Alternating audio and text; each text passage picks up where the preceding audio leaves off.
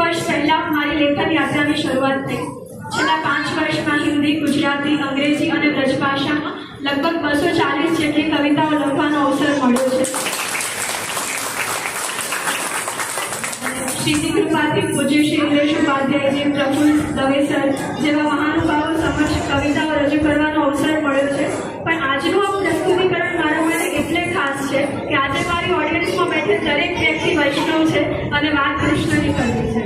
વાલા વૈષ્ણવોની ઉપસ્થિતિમાં કૃષ્ણ વિશે વાત કરવાનો આનંદ જ કંઈક અલગ છે। પ્રભુ શ્રી કૃષ્ણને યાદ કરીએ એટલે કોઈના મનમાં રાસેશ્વર કૃષ્ણની છબી આવે, કોઈના મનમાં યોગેશ્વર કૃષ્ણની છબી આવે, કોઈના મનમાં બાલકૃષ્ણની છબી આવે। આ જ તો વિશેષતા છે તેમની। એ રાસ પણ રચાવે, એ ગીતાજી પણ સંભળાવે, એ માખણ પણ ચોરે અને ચિત્ત પણ ચોરે, અને ચિત્ત તો એવા ચોરે કે વરસતા વરસાદમાં આટલા બધા આવી ગયા। તો આવા પૂર્ણ પુરુષોત્તમ શ્રી કૃષ્ણને ડેડિકેટેડ એક રચના છે જેનું શીર્ષક છે અખિલ શ્રી કૃષ્ણ।